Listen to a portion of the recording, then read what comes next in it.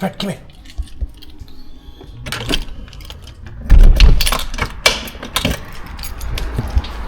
Come on. Come on. Up, down this way.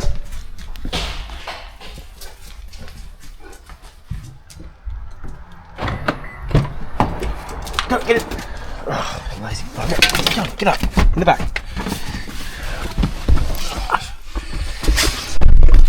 Got a new car. It's a 300 series. Now, why the hell did I do that? I mean, I already have what a lot of people would consider their dream car. This thing is fantastic. It's such a good car. But a 10-year Tourer as a project and as a concept is actually fundamentally flawed. The reason it's fundamentally flawed is it's got several factors. Number one, I do too many Ks. Number two, half of the things on this car after 10 years are going to be redundant. You can't even buy them. In fact, you can't even buy this car anymore. So what's the point in doing a 10-year review on things when most items are upgraded within 3 or 4 years?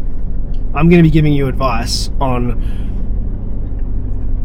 I'll be giving you advice on accessories you can't buy.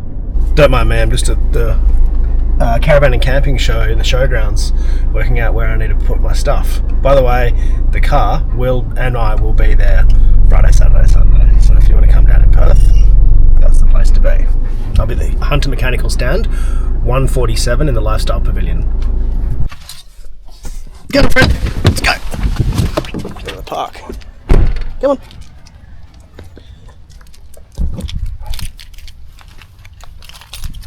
So a big part of this is that I built that car before I had kids. And I didn't know what I didn't know. I suspected I might want to tow a light camper trailer. And then I got a caravan.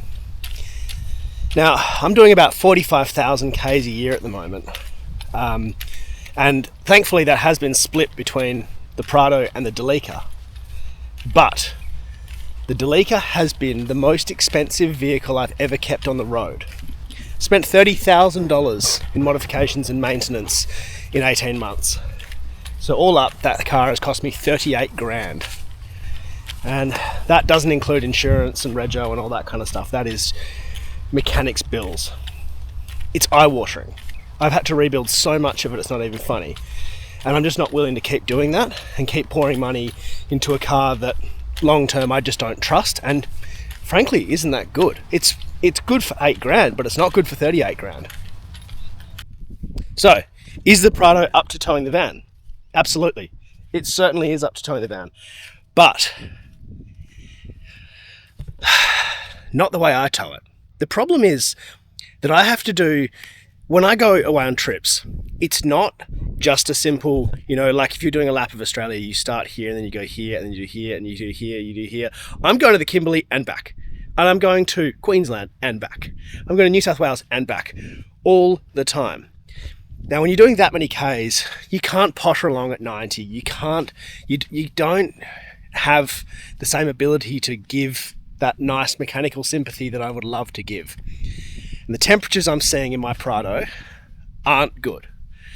The EGTs are high. The trans temps get up there. The even the water temps sometimes get up there. It's not good. It's not good long term. Now the other part of that is, if we do the maths, 450,000 kilometre old 10-year Tourer.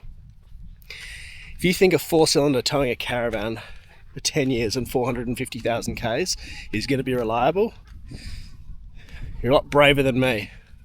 What happens if something happens to the Prado? If it's stolen, if it's written off, even if it just has a major breakage and is off the road for several months like it was recently, I can't keep borrowing people's cars for months at a time. I mean, I literally relied on Hunter Mechanical's spare cars for 3 months, and that was unfair. I can't just borrow people's cars for months and months at a time, because I need something, and I can't just go and get a hire car, because I need something that has a brake controller and has a good towing capacity and that is good off-road, and blah, blah, blah, blah. Also, the cars I was borrowing weren't modified like my Prado is. I didn't have an awning, I didn't have a rear drawer set up, I didn't even have a second battery system in the ute that I could tow the van with. So all those things that I rely on and that I'm so used to having in my cars weren't there. Now, for a lot of people, not having a car is not the end of the world. For me, it is. I make a living traveling and making YouTube videos. That means I need not only a car, but my car. And the car to be set up properly in order for me to continue to feed my family. Having all those eggs in one 4-cylinder basket, I just don't feel good about it at all. And we're one write-off away from disaster. So in the event I do write my car off, or I have an accident, or if there's some sort of a catastrophic mechanical failure, I don't know if you know this, but it's not exactly easy to get your hands on a new Toyota. It's not like I can just go to the dealership and pick one up and then start using it. There's like a year wait on a lot of these vehicles. I also understand that spending 6 figures on a vehicle as an insurance policy is excessive.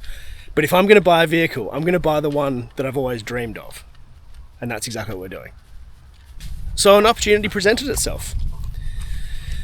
I had a GX 300 series on order, and it kept getting delayed and kept getting delayed. And Jason, the owner of Hunter Mechanical, said to me, "Mate, I've got an 18-month-old GR Sport. We'll do a good deal on it. Do you want to use that?" And I said, hell yes.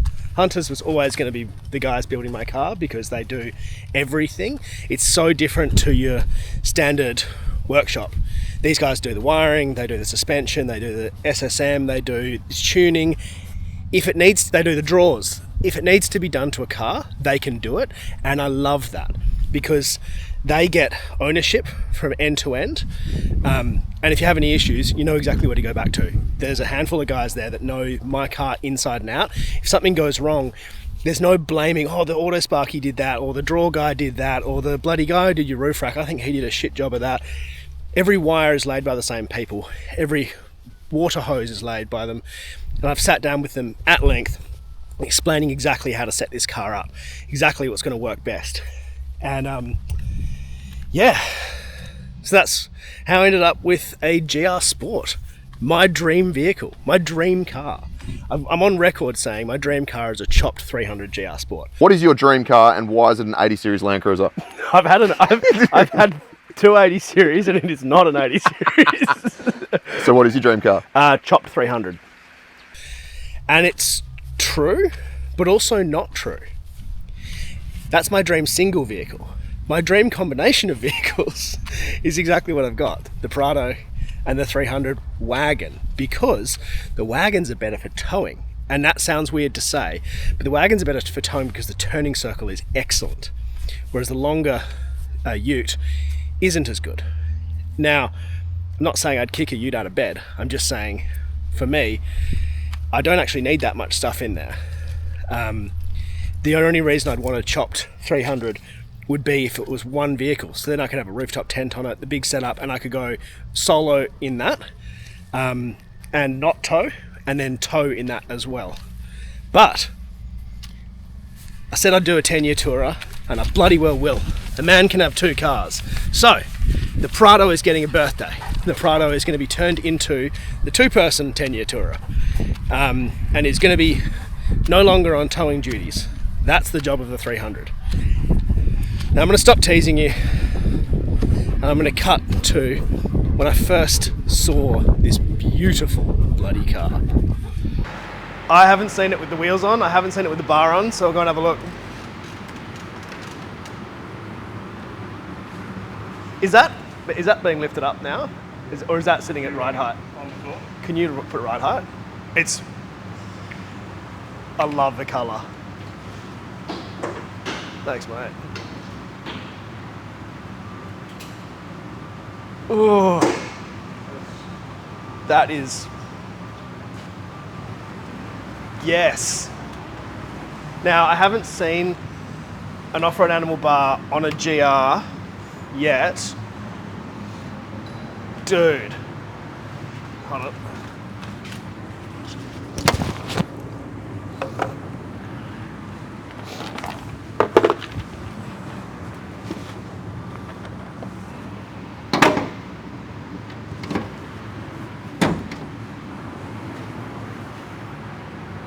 It looks so good.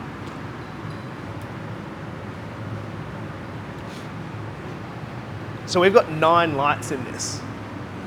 3, 6, 7, 8, 9 lights. All laser lamps.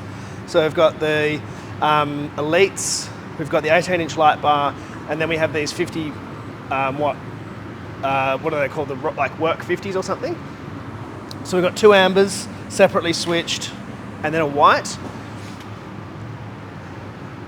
You got to be careful with these.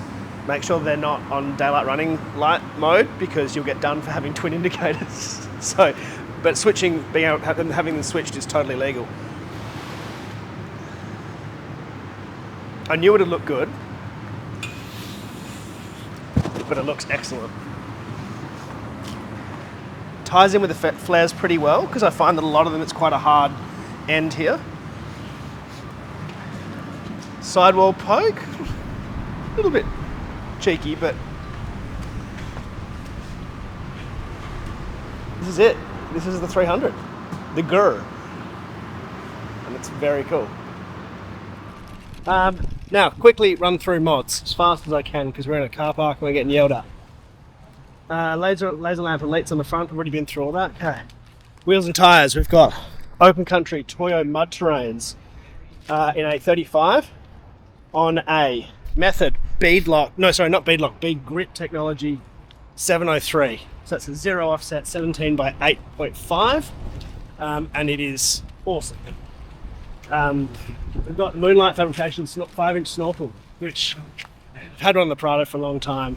These things are the duck's nuts. The wheels are the duck's nuts. I've done 0 PSI on the beach, or 1 PSI on the beach, 80 k's an hour sideways, and it was no problem. Remember to put your valves back in, people. Didn't do that. I'm going to go through this in more detail when we've done the rear setup, so I'm not going to open the rear. There is a setup in there, but nothing is plumbed in or plugged in or wired or anything. It's just in place for the show. So we'll go through that later. Side steps are electric ones. They're already on the car. We're going to get rid of them and put on rock sliders, but we're going to wait for the new ones from K-On to come out. Roof rack, front runner, same as what I had on the Prado. I went for the high profile one because we've got some plans of putting stuff underneath it. For example, the laser lamp light bar. It's a 44-inch light bar. We've got a 190 watt EnerDrive panel on the roof, solar panel. That should give me some good charge. Underneath we've got the JMax 4200 GBM kit. We've got the upgraded diff fat snorkel, which is the Just Autos one. Sorry, not snorkel, exhaust, which is very, very, very beautiful. Look at that exhaust. Beautiful. And yes, you can fit the spare under there. Just haven't got it on yet. Anyway, that's what it started with. Oh, it's got a winch. It's got a 13,000 pound winch in it. I'm going to put new rope and new spin and stuff like that on it. But yeah, that's it. It's very much step one of this build. It hasn't got a tow pro in it. It doesn't have all my toe plugs. It doesn't have any of that stuff in it. It's a lot to go, but it's starting to look like a proper Fighter Fork car. Stats. Oh, it's also got the full Just Autos package in it.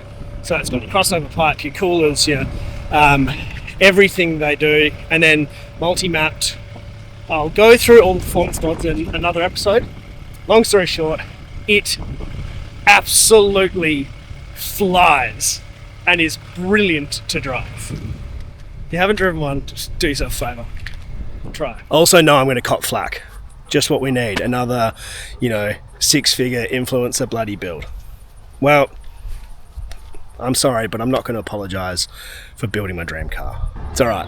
I don't mind if you come after me if there's a tall poppy.